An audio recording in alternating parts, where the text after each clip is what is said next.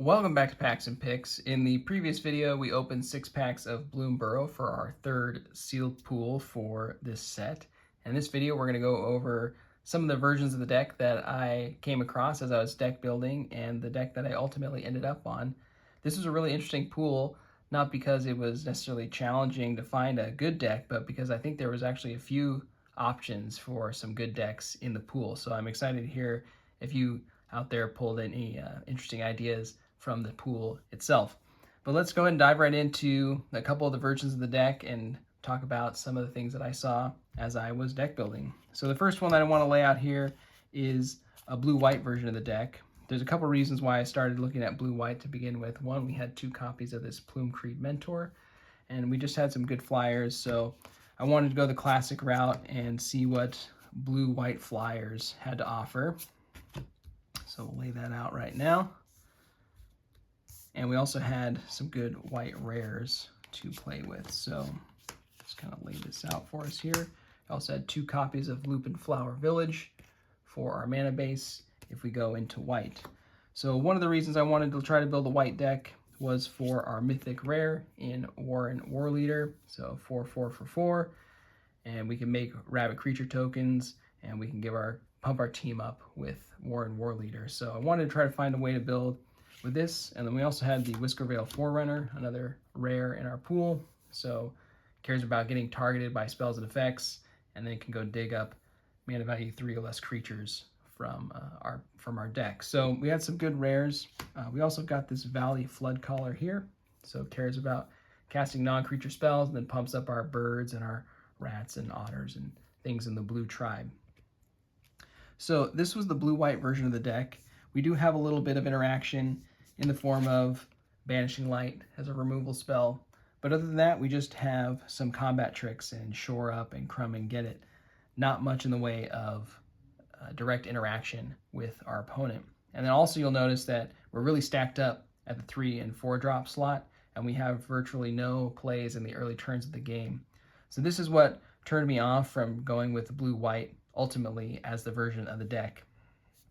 I did set up a green-white version, and we do get some more interaction or more early plays in a green-white version of the build. But as you'll see as I set up some of these other decks, I think we've got some better options outside of white. So as much as I like the Warren War Leader and some of the white cards here, I did end up going away from white in the final version. So let's see what the next version of the deck looks like. We're going to get rid of white, and we're going to take a look at a green-black build. These blue cards are going to come back, so we'll put these aside for the moment. So I'll set this up now. This was, like I said, a green-black version of the deck, and it's something that I think actually looks pretty exciting for what we've got going on.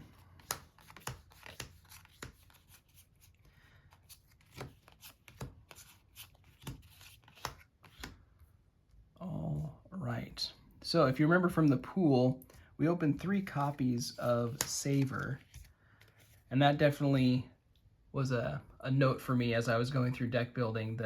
This removal spell that gives us a food token we had a lot of, so we have good ways to interact with some of the smaller creatures on the board early on in the games.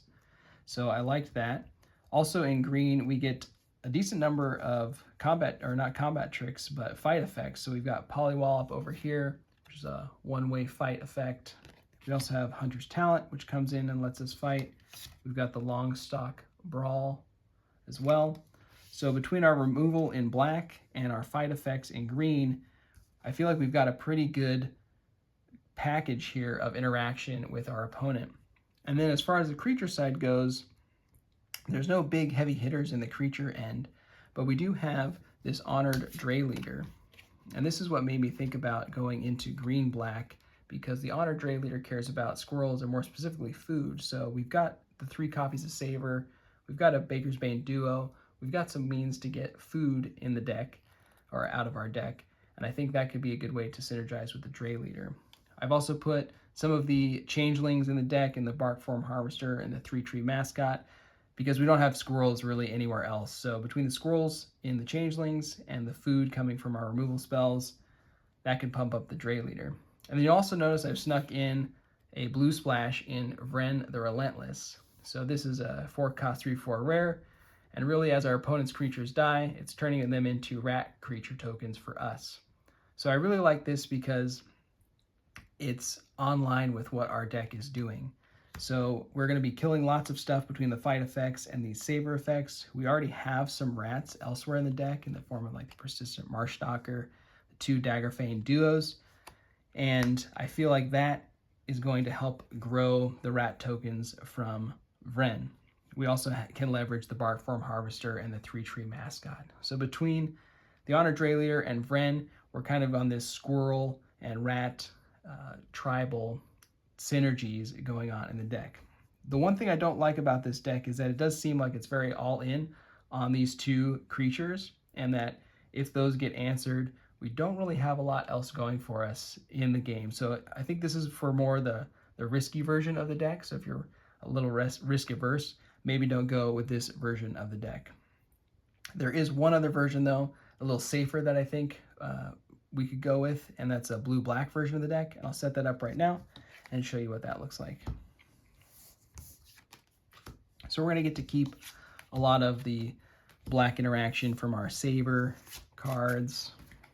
We also get to keep Vren the Relentless, and as a bonus, we're going to get to lean into Vren a little bit more in the blue-black version of the deck.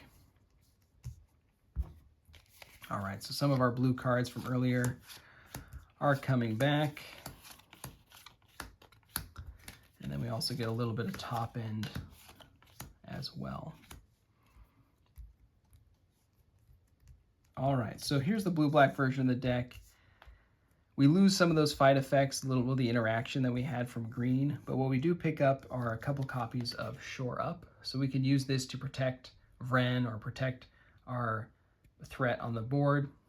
We also introduce some prowess creatures. So we have Light Shell Duo. Because we've got so many small removal spells or cheap spells, prowess on the Light Shell Duo feels really good. And then we also bring in the Valley Floodcaller, one of our rares.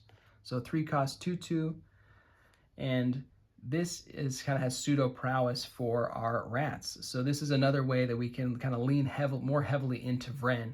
So if we've got Valley Floodcaller out, we've got Vren out, all of our spells are boosting our rats even more, and I like that a lot as a way to kind of double down on the rat synergies. We also get some rats in blue by going back over to blue from green.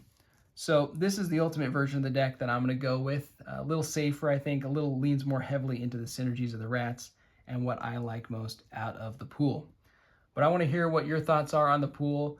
What version of this pool did you like the most? Do you like the white-blue deck? Do you like the green-black splash blue deck? Or did you see something else entirely? Let me know down in the comments, and let me know your experience with Bloomburrow so far. Stick around because we've got more sealed decks coming very soon.